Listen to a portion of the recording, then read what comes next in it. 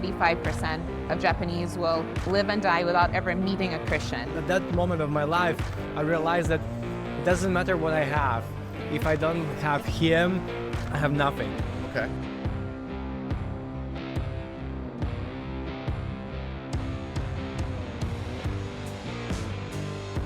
Hey everyone, welcome to Startup Anthology. I'm Jeremy Willis.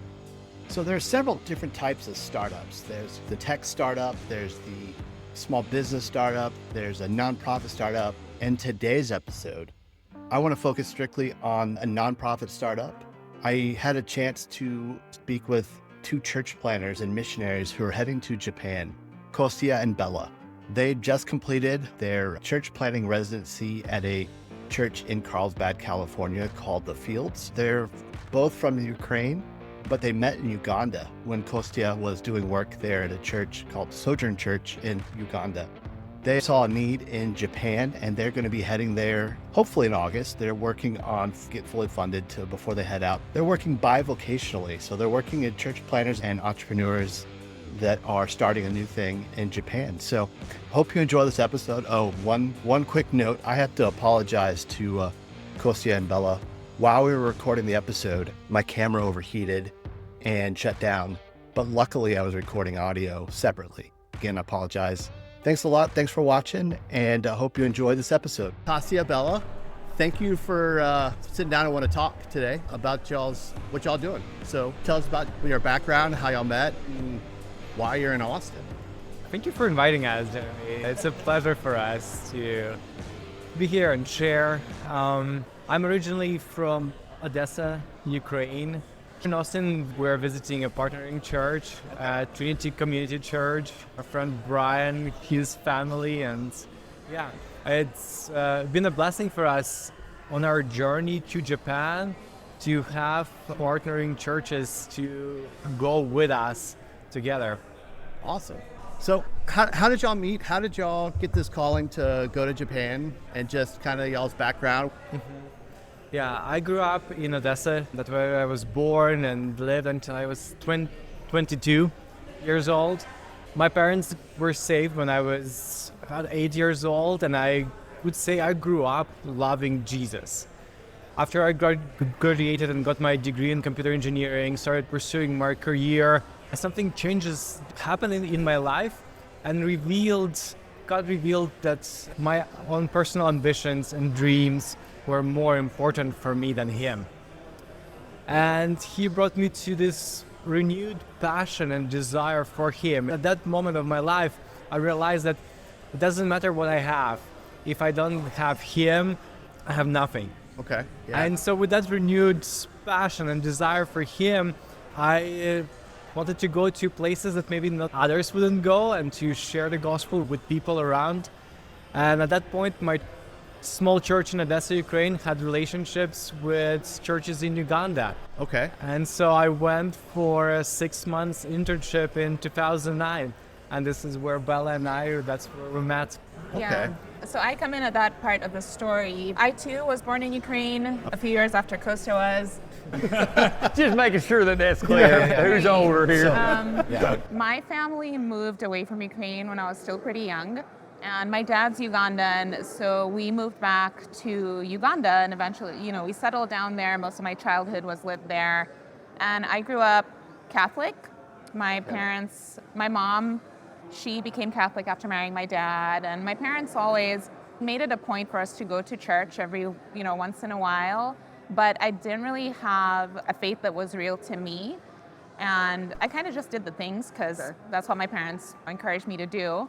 Until the point that I met Kostya, I hadn't heard the gospel. So when I reflect on my life, God had been calling me for many years, but I just hadn't heard the gospel. So I had all these ideas about God, and I wanted to be saved because I heard there was this thing, you can get saved, but somehow I never came across the gospel of grace and how you actually get to that place. So when I met Kostya, I was just out of high school, and he had just moved as a missionary to Uganda. And I actually met his friend, his fellow missionary who he'd moved with. I met him in a grocery store while I was shopping with my mom, and the connection there was that we both spoke Russian, and we invited them over for dinner, and that's how we became friends, Kostya and I. And over the course of our friendship, which was about 2 years, I started to hear the gospel and see it lived out in their community, in the church that they were helping That's plant. cool. And Yeah. so that's how Jesus saved me through that. Oh, that's awesome. I didn't realize that y'all from Uganda. The thing that came to my mind was Dr. David Livingston, because he's a missionary to Zimbabwe and Uganda, I think, right around Lake Victoria. So it's just really cool to see how missions and missionaries and carrying the gospel out has, affected a lot of the places of the world, especially there. Yeah, absolutely. Like for me, I learned about the early missionaries like Livingston and Stanley, and it's just part of what we did in elementary school. Right. And I remember that like standing out like, well, these are these historical people. I didn't realize that there was modern day missionaries until I met one, and then I end up, right? Awesome. And so for me, missionaries like Kostya, Vitaly are, his fellow Ukrainian missionary, and, the missionaries who helped plant the church. Those are people who are so instrumental in my coming to the Lord. And sometimes I reflect on that and I laugh because I'm like, I thought missionaries were people of, back in the day, but God having used missionaries in my salvation story and just how that changed my life has been really cool. Yeah, and similar for me. My small church in Odessa was planted by a German missionary in partnership with mission organizations from Clear Lake, Iowa. Wow. And that family, they've been instrumental in my life, and their view of missions, whether it's international or local. Okay, that's really cool. It's just to see that, I guess, the spiritual heritage and that legacy of God's work still affecting people even back from the 19th century. So Japan, why Japan? Like, what's been the call? Why go to Japan instead of somewhere else? What's that calling been like that God put that on your heart? For us, what brought us to and called us to Japan was part of it was what he was doing, what we have seen him doing in Uganda. Okay. And during our time there. Because, when I moved from Ukraine to Uganda, it was quite a shock. It was quite a stretch for me. Uganda is beautiful. The people are very welcoming and nice. But at the same time, there are many things that were just shocking. Just the effect of poverty on people, or that everyone would call themselves a Christian, but they wouldn't really know what they believe. Anywhere you would look, there would be a church, but it would be probably a prosperity gospel teaching church. And so spending months there, there was another family that moved at the same time. And Dan Morris, he told me, look at this area, and can you imagine if in this neighborhood, if this slum area called Babigalo, if there would be a local church that preaches the gospel, preaches out of the word of God, and people get saved, they begin to love Jesus, what effect it would have for their relationships and then for the whole community. And that's what we have seen out of a small local church, as people got baptized, and the effect to the community. And so as we kind of were living and growing up spiritually in that kind of setting, we kind of knew that wherever we would be in our stage of life or geographically, we would want to live missionally, part as local church, to plant other churches. So 2019 was when we learned how unreached Japan was, and we weren't looking for it. How did you learn? So it's this evening at home, we're just chilling, it's almost bedtime, and Kostya is like, hey, come take a look at this, and he shows me a video on Facebook that's been shared by Acts 29, and it's of these Japanese pastors, right? And they're sharing about just how unreached Japan is. And I remember I'd never felt this way. I feel like we share the same feeling. We had never felt this way about a place that like God just placed a need in our heart as we're watching that. And the thing that stood out was when we heard that 95% of Japanese will live and die without ever meeting a Christian. So they're... Oh, without ever meeting a Christian? Right. Meeting a Christian. There's just like not a Christian presence there. And I remember feeling like, oh wow, that's a huge number of people.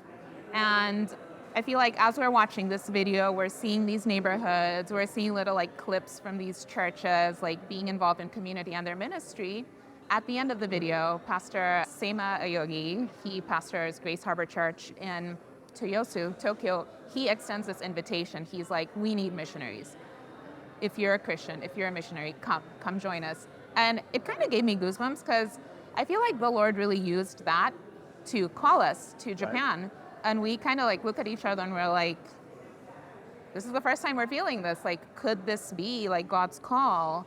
And I feel like God kept like bringing it back. We thought, let's sleep on this. And a week later, there's still this feeling and this sense that this was something different than all the other videos, that we've seen.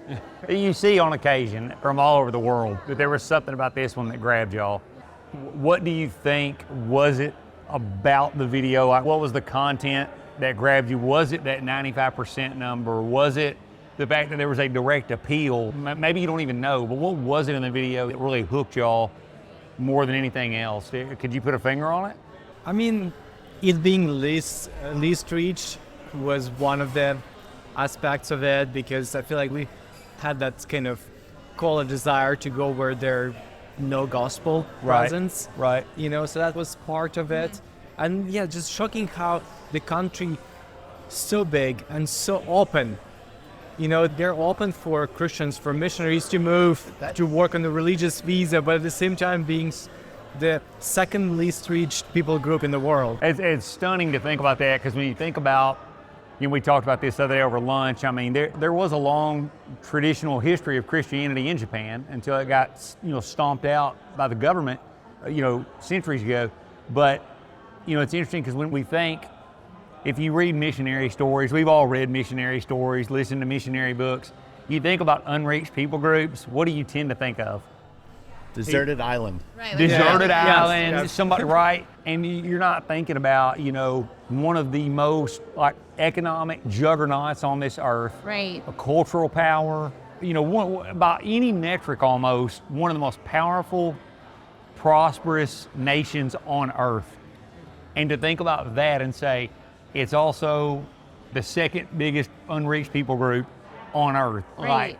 It just doesn't even, if you grew up reading the missionary stories, Livingston and all those, it does not compute naturally to us. We don't think about that, particularly a country that is, because the other day, so Ron and Susan, who they're staying with, before y'all got to the house the other day, Ron said, well, is Japan okay with Christianity missionaries? I was like, yes, they're totally fine with it. Right. But, so it doesn't have any of the normal indicators when you think about unreached people groups. There's not government hostility. Yep.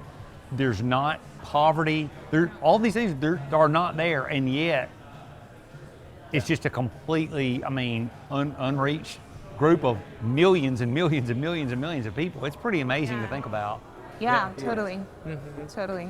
Yeah. It's interesting that's the fact, because like you're saying, it's like you go back and think of desert island, Aboriginal people that have a Bible that's not translated, that no one knows the language, and I guess as an American, That's what we think. that's what we think. I don't know if that's also a European or rest of the world thing, but there's a very distinct American flavor to that kind of thought process. Yeah, when I think about it, back then, just to get real specific about what about that video, maybe I could say we hadn't rationalized it at that point. Why would we go or why not go?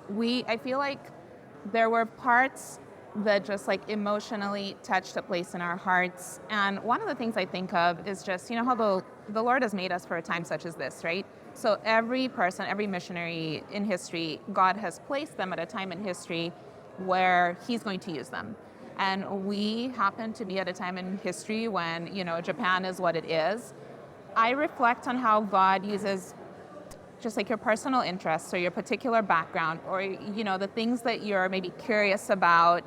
And He weaves that into the story of how He uses you in life. One of the things for us that stood out, and I don't know, this may be I don't think it's a shallow reason, but our background's there. We thought I feel like there was a personal appeal there to our background too. Japan is this place that's growing, and there's a tech industry, and there's different kinds of ways that the Lord could use us too in our day-to-day life.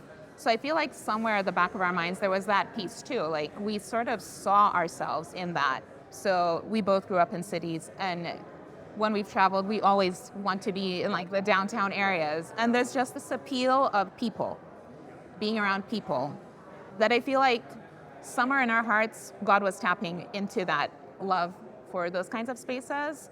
And just it being one of the most unreached cities was just like the other piece of the icing on other the piece cake. of it. Yeah. All the other stuff's the icing on the cake, and then getting that call, that's really cool.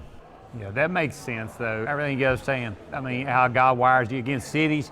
You ain't gonna find a bigger city than Tokyo. But even with your vocational backgrounds, that makes sense though, because when I worked in agriculture, one of my bosses, the guy loved agriculture, and one of the places that drew him for missions work, because I can't remember which nation it was in Africa, that his specific skill, there was a specific need and market for in that country. Well, it just made sense that he's like, well, I want to share the gospel, but I also love farming. Yeah. Like, that place needs everything I've got. Yeah. It just made sense, right? I mean, so that's just how God, it's how he wires us and through life experience and things like that. One of the first questions that I had was like the religious visa that you were talking about, religious worker visa, which is super cool because a lot of missionaries have to go to another country and have some sort of like gray-ish visa of like, I'm a teacher. Recently I've been like, it's kind of been on my heart of like having some sort of like entrepreneurship type missionary thing tied together to do something vocationally so that you can go into a country, be part of the community, be part of your local area,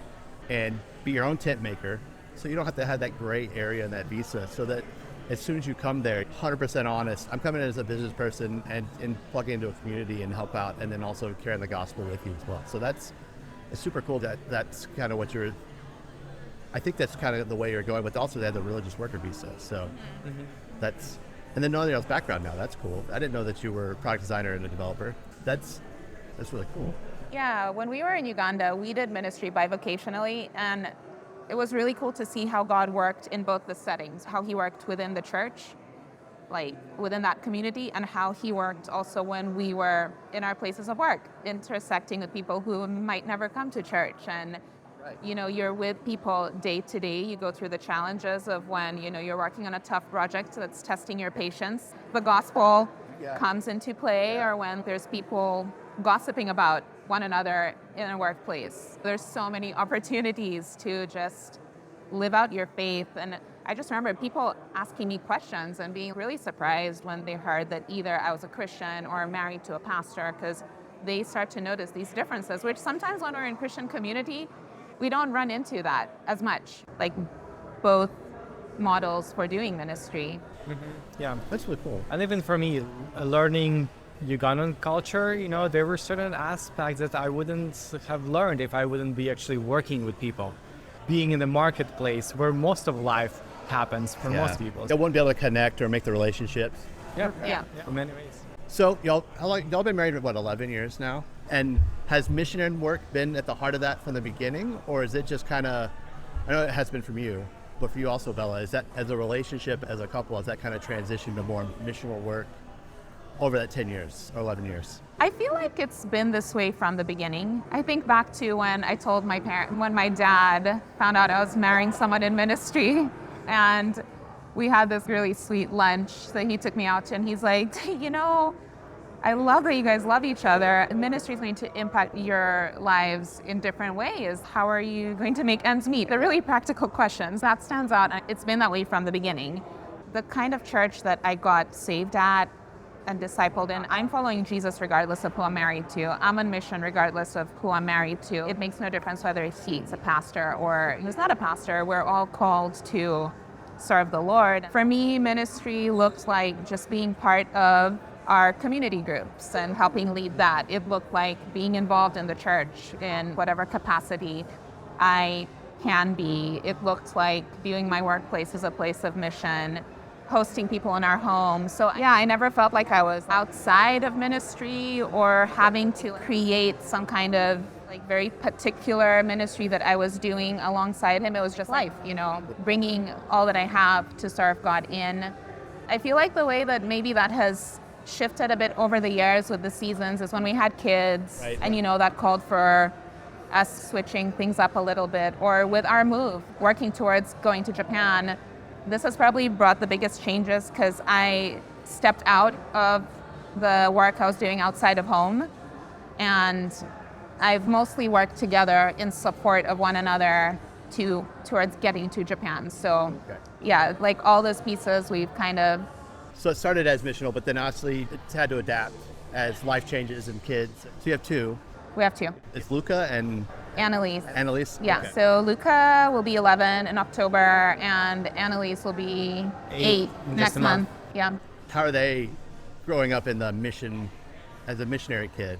How have they been kind of balancing that? I feel like the first move was quite easy for them. 4 years ago, we left Uganda almost 5 years ago. They were relatively young. Now it's a bigger deal.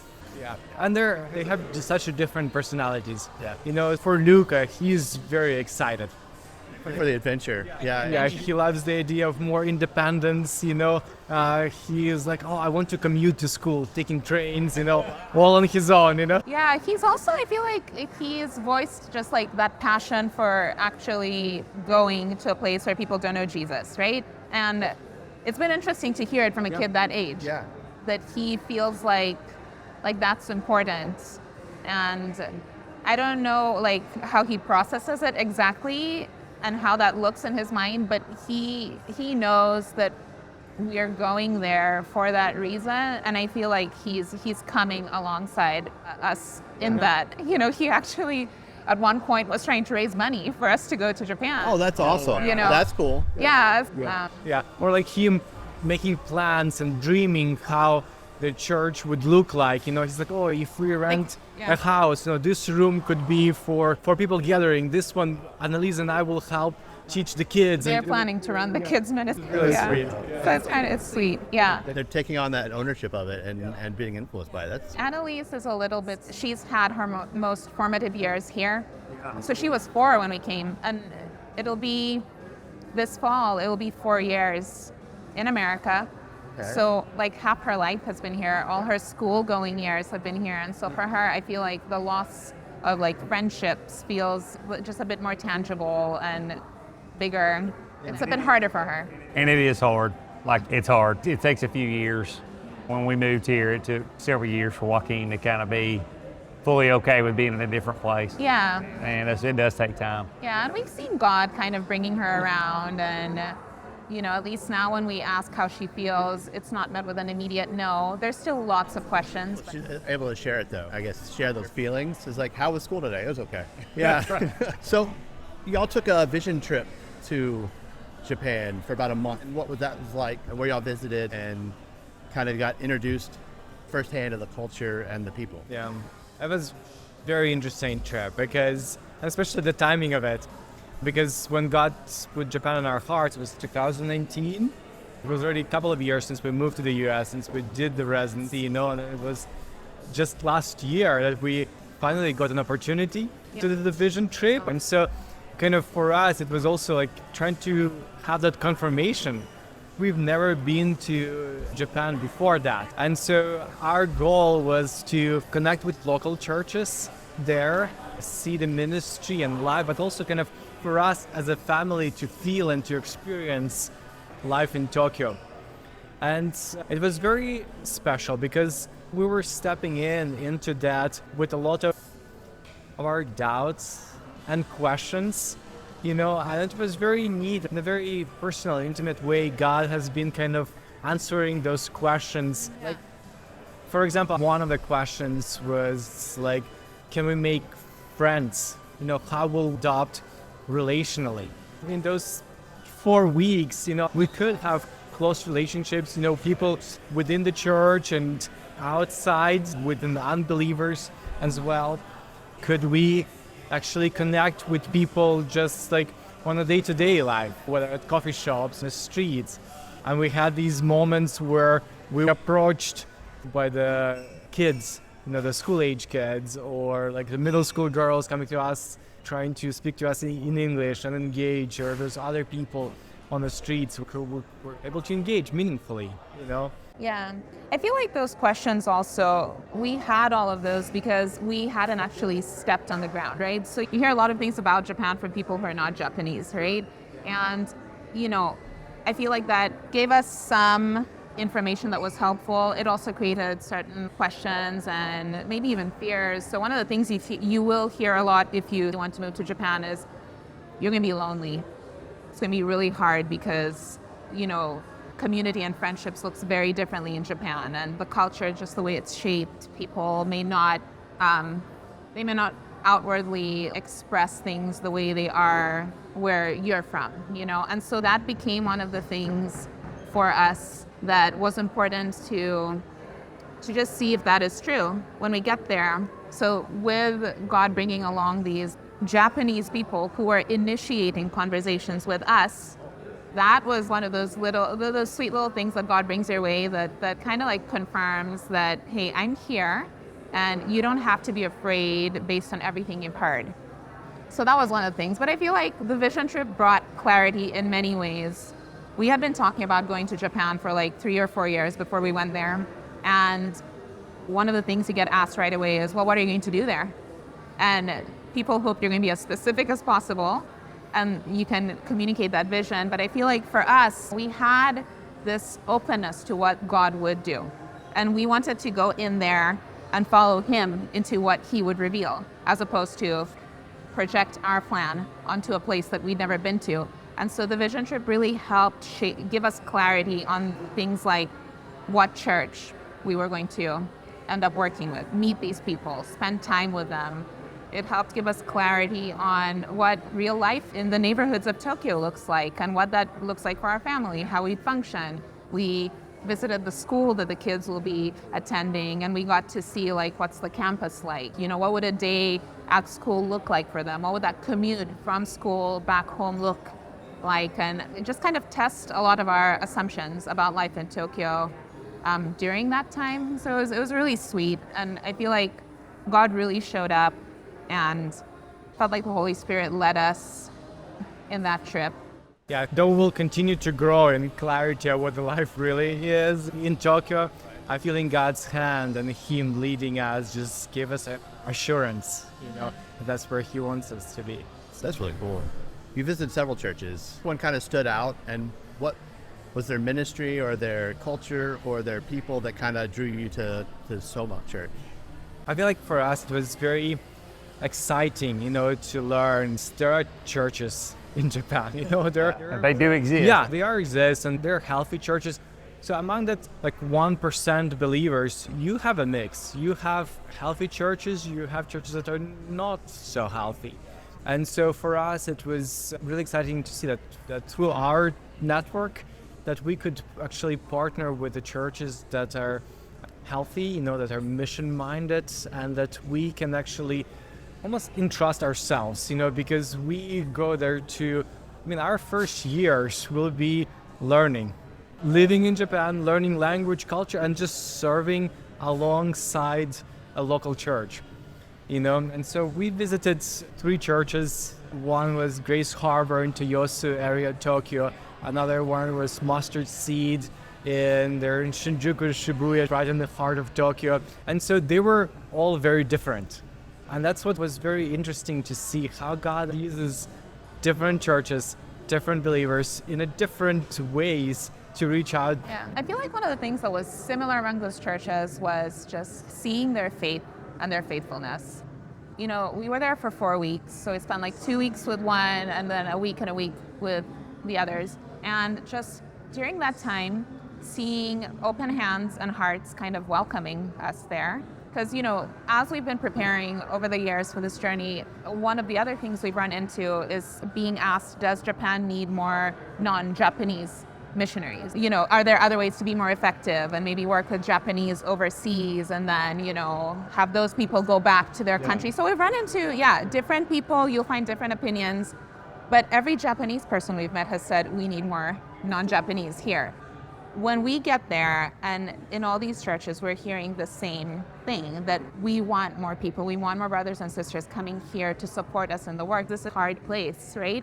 that was just like the common denominator with all of them. And I reflect on just their faithfulness. They're all doing ministry differently, but they're all serving God. And it works differently within different contexts, even within Tokyo. And you need that. You need that because Shibuya, Shinjuku, that's a completely different just location and dynamic. It's busy. It's like the heart of Tokyo. You have lots of people commuting through there. So Mustard Seed and what they're doing there is really effective for that part of the city and the kind of people who are coming in there. They have a lot of diversity in their church, even when it comes to nationalities. You know, they have people from all over the world, and God is using that place to save Japanese people, Chinese people, Greeks, Germans, and that's a beautiful community right there. And then, you know, you're looking at Grace Harbor. They're in the Bay Area in Toyosu, and they're reaching out to like young, middle-class Japanese professionals. And so there's a different atmosphere in that area, and they're being effective there and they're actually planting a church out of their church. And then, you know, Soma is in one of the more like suburb areas, a smaller city within Tokyo. And their model of planting churches is it's based more on like small groups within these smaller communities, a bicycle ride away, and they're focusing on multiplying through these community groups around Tokyo. And I feel like all of those are places where like the Lord could use us. And we're just so grateful for all those missionaries, all those pastors receiving us during our vision trip. Spending so much time with us. Yeah, making us feel welcome regardless of what church we're partnering with. Yeah, that's one of the things that stood out to us, that different kind of churches, you know, all partner together, you know, to see the gospel spread. Yeah. But, you know, in the end, it felt like we wanted to quiet our hearts because there's all this excitement, right? You're on this vision trip, you're seeing God at work in all these cool ways, and your personal, like, excitements and tendencies and preferences kick in. But our prayer during that vision trip was, Lord, help us quiet our hearts so we can hear from you. And he really did lead us, and it was really sweet seeing the things he used to confirm where he wanted us. You know, so when we made the decision when we felt like he was drawing us to work with Soma, it was a hard decision because you're like, I love all these people. I wish I could just start with all of you, you know? And it was just the similarity that their church planting model had to what we did in Uganda, you know? The similar ministry that we carry out. Yeah. Similar plan. Similar planning and like the way they did ministry. And then, you know, over the 2 years that we were in residency here at the Fields in Carlsbad, there's been personal lessons that the Lord has been teaching us and things he's been walking us through. And just seeing, you know, Soma, Tokyo, they have an emphasis on emotionally healthy discipleship, right? So discipling people in a way where your focus is being with Jesus, right? As opposed to doing for Jesus. So there's not a high focus on productivity for Jesus, because that already exists in the Japanese culture. Like, they're very productive. They're not having a problem with productivity over there. So it's actually a call that's really countercultural, which I think is for all humans, not just Japanese, which is to slow down so you don't get in like God's way, right? And we're focusing on things like emotional health, because that's important. And I remember getting there, and on like day 2, we're talking to John and Ari Cole, and we're just talking about like this discipleship material that we've been using, that they have been using too, and it's been instrumental in our journey of faith, and that's what they're implementing. They're using Dr. Chip Dodd's Voice of the Heart and Man resources. That was one of the things that God used, like, okay, there's that connection, and this has been instrumental in our faith journey. That caught our attention. And then like there were conversations that kept coming up, and it's like, okay, I feel like we're kind of operating on a similar wavelength here. More than that, I feel like it's the Holy Spirit pointing us to a place.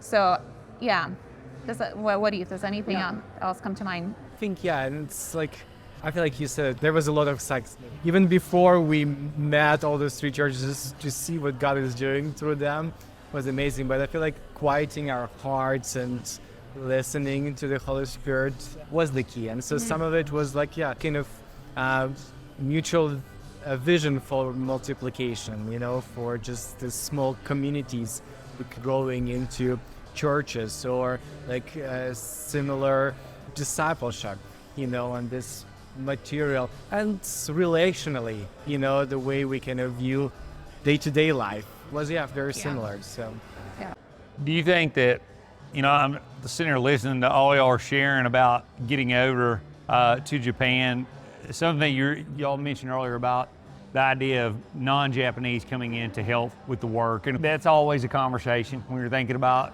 foreign from wherever you're coming from. Is it more effective for locals, or is it more effective for people to come in from the outside? I think the answer is yes. It just depends upon circumstances, right? The good thing about having people come in from the outside, though, is you being there is almost by definition, it's a disruptor. In other words, so you're familiar with the concept of being disruptors in the marketplace, in business world.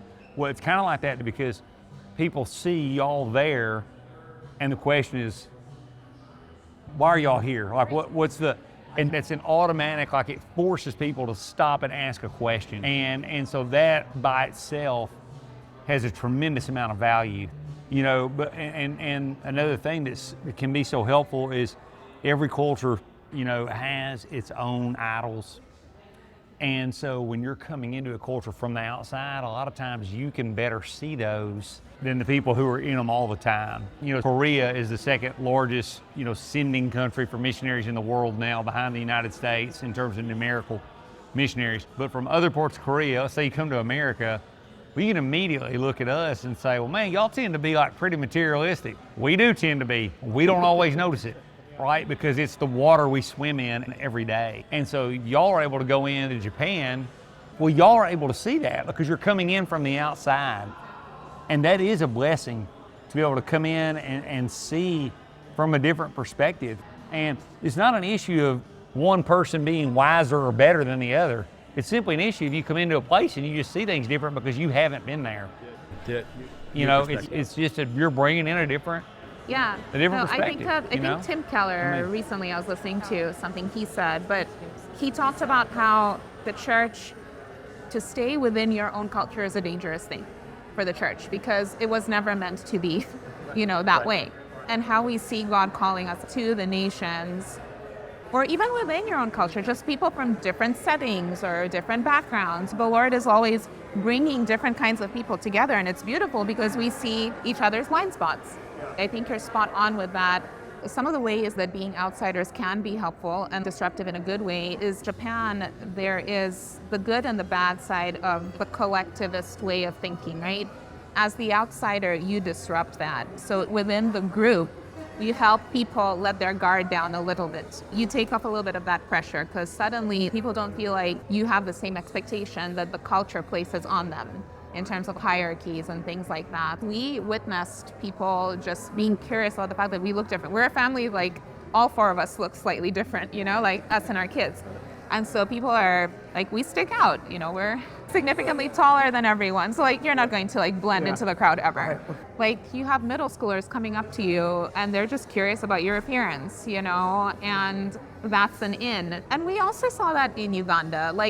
I believe that is how he designed it. He wants us to go into cultures where we are the different person, because he's going to use that. In Uganda, when missionaries come in and they try to overly assimilate and become Ugandan, just come here and be yourself, because the reason why Ugandans want to build a relationship with you is because you're different. But if you're coming in and trying to become like me, that's confusing for me, I feel like it's a balance. You always want to be sensitive to the culture, and you want to embrace the. You don't want to disrespect them. Be respectful and learn to be courteous and all those things. But I feel like God is sending you there, and He's not asking you to become Japanese. Right. Wow, I haven't really thought about it in those terms, because you think about again in the history of at least modern missions.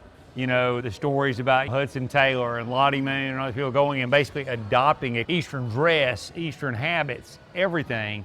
And they did feel like, well, we gotta become these people.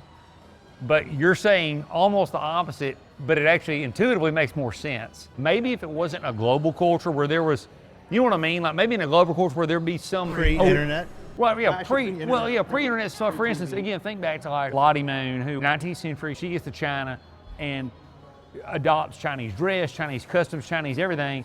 Well, most of those folks she was working with had never even seen a white person and really didn't have much of a category. Yeah. Well, now, because of the internet, everybody's got a category for everybody else. Yeah. And so it's like, you just come here and be yourself. We can go on the internet and find out 5 minutes everything we want to know. And so it kind of diffuses a little bit of kind of the fear and the shock, right? Yeah. You know, so that's an entry.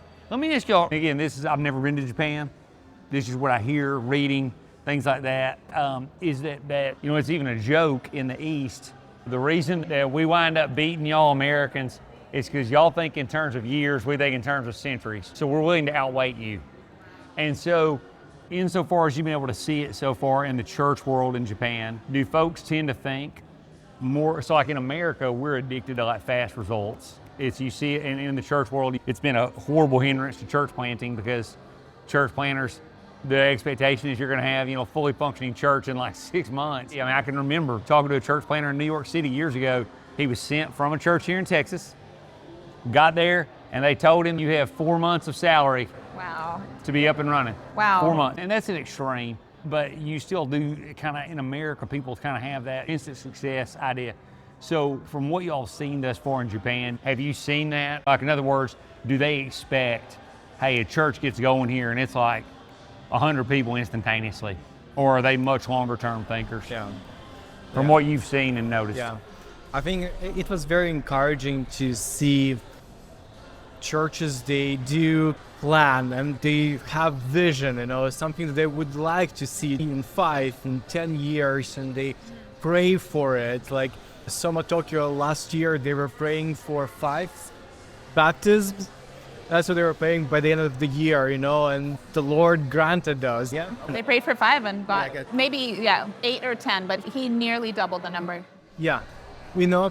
So there is that kind of like, we want to see the Lord doing this work, you know, and it's maybe faster than we expect, but at the same time, trusting Him, you know, and moving at the Lord's pace. Because I mean, what we see throughout the history of salvation, even Jesus coming to earth or the growth of the early church, it was all like this patient ferment, you know, than rather just the quick growth. And so that's what we have kind of seen, I feel like, with churches in Japan. It's this readiness to endure the long haul and just being faithful.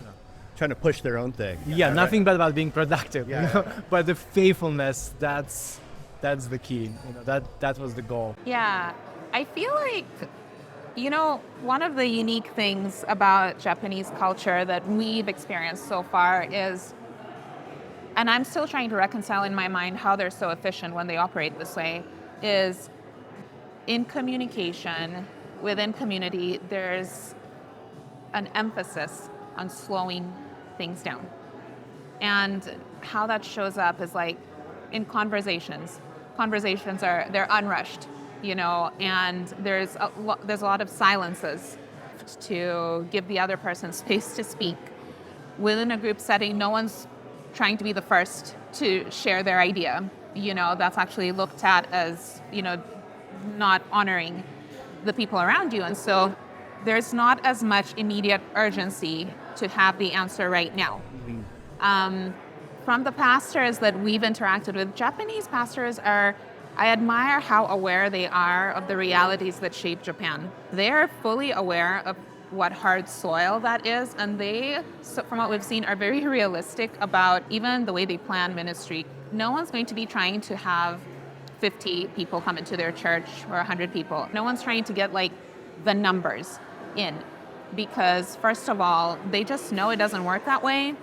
And I feel like they are committing their time to just walking alongside their people. And I feel like the fruit of that in ministry is maybe your churches look smaller, but they're going more for depth.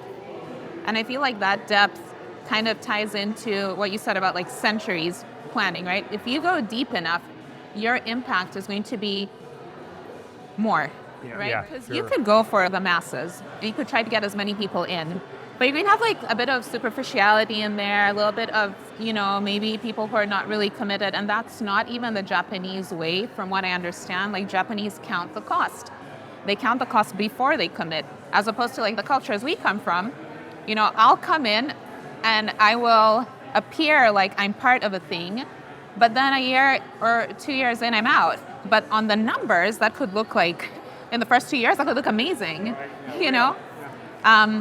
So I don't know if I'm answering your question exactly, but like, that's one of the things that comes to mind for me is in Japan, from the pastors we've met, there's this emphasis on going deep with people, on recognizing that the way the culture operates, people are not just going to, show up and commit to something unless they've really counted that cost for themselves. So that while Japan is a place that has hard soil, and they call it the graveyard for missionaries, and the church is like this 1% that's endured, those people in the face of this really difficult culture where there's pressures, they're going deep.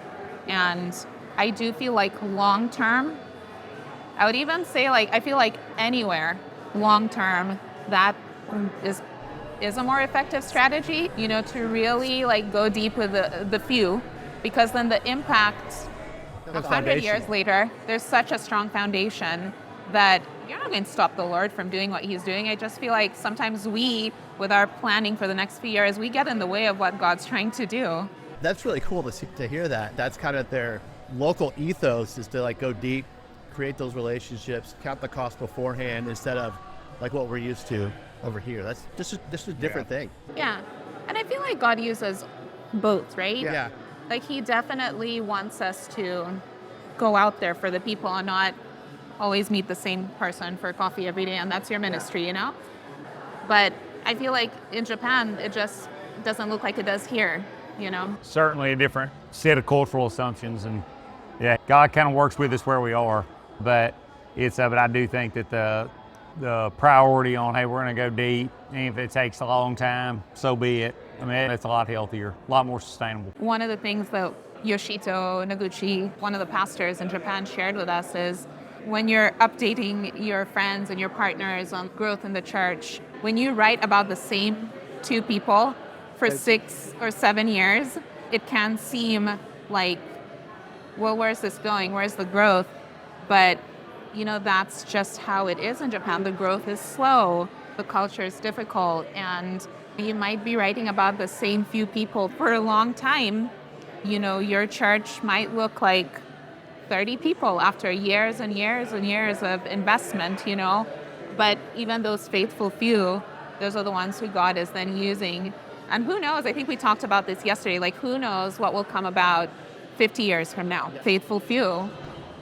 That story gets retold over and over, all over the world. I mean, Iran, of course, again, is the biggest, there were almost no Christians there for a long time. Now, in the early centuries of Christianity, there were lots, but I mean, those middle centuries, there weren't. Now the fastest growing church in the whole world, and nobody would have ever thought that. 50 years ago, when the Ayatollahs came into power, nobody would have said, oh yeah, in the early 2020s, they're going to be the fastest growing church on earth. It would have been like, you're out of your mind. And yet here we sit, and that is reality all these years later. And so you don't ever know. And that's what excites me about y'all's desire to go and y'all's willingness to go. I've been around long enough to where I can see kind of starry-eyed church planters who think they're going to go in and be the next biggest thing, and it just never works out that way. But when you have people that are just sober-minded about it and say, we know this is a long haul and might be writing about the same handful of people for 5 or 6 years, and that's okay. Like being okay with that on the front end. You don't get taught that in church planting boot camp. You don't get taught that in seminars. You don't get taught that in seminary. You just don't. And it's vital. I think it's vital. What and how can people be praying for you, and we can pray for you as y'all move on to Japan?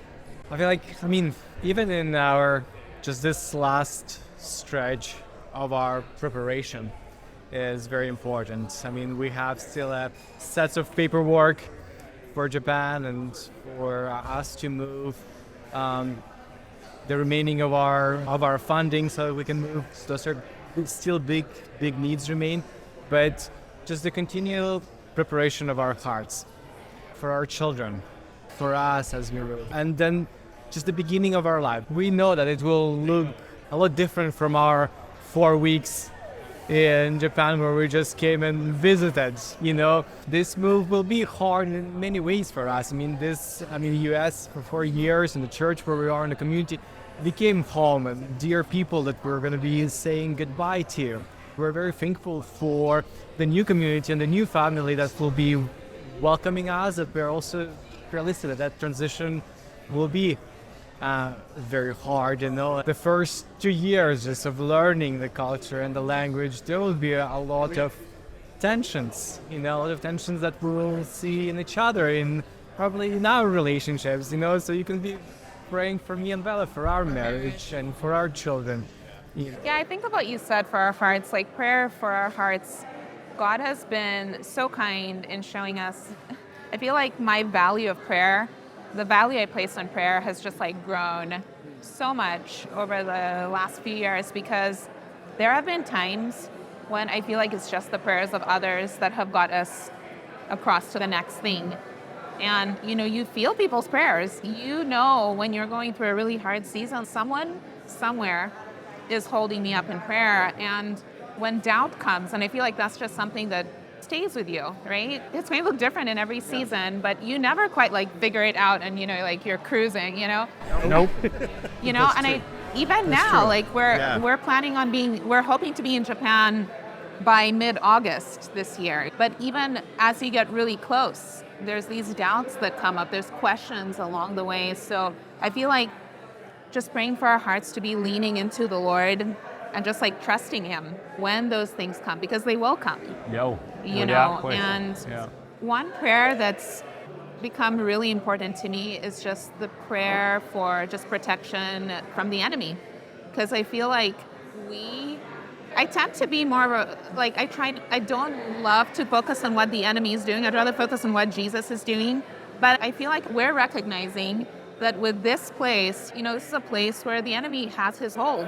He doesn't want those 95% of Japanese to come to know the Lord. And I feel like the closer we've got to going, the more we've actually become aware of just spiritual attacks on our mental health or our emotional health and all of us relationships. All of a sudden there's this sense of I can't shake this feeling of discouragement. And so just prayer for protection from that the enemy would not continue to discourage us.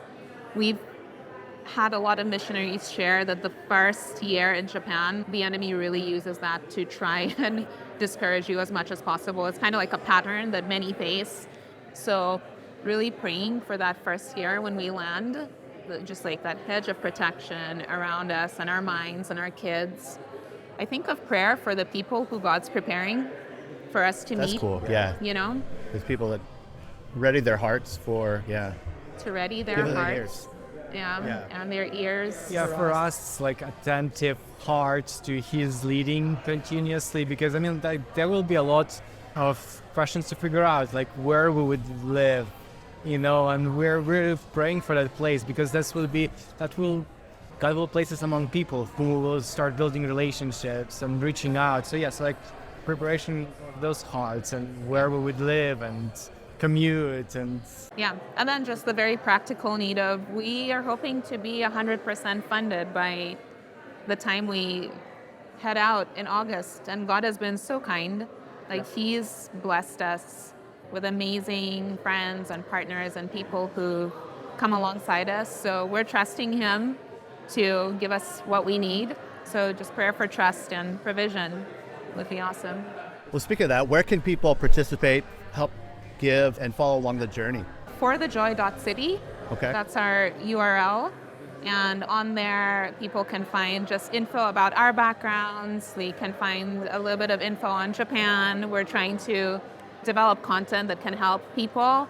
We envision that being part of our ministry as we're in Japan. If you get on forthejoy.city, you should be able to find a link to our newsletter, and then there's links to partner as well.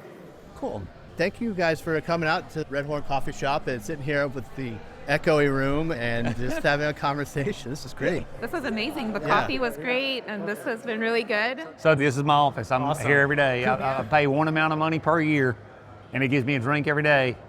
I sit up at the counter. Yeah, it's a great office. Every day. I'm here all the time. Jeremy's here a lot. Several folks from church are in here all the time. At least once, twice a week, people from church will pop in. So Yeah, this is home base, and this is where we're at all the time. They've gotten a lot of our money and a lot of our time over the years. And they're helpful. Like no one told them we were coming here today to do this. I was getting some breakfast tacos and a drink. I was like, hey, can I set up my camera over there and do this? They're like, sure. Cool. Awesome. Yeah. Yeah. That's so cool. Yeah. Yeah. This has been awesome. Thanks for having us on here. Yeah. It's been a pleasure.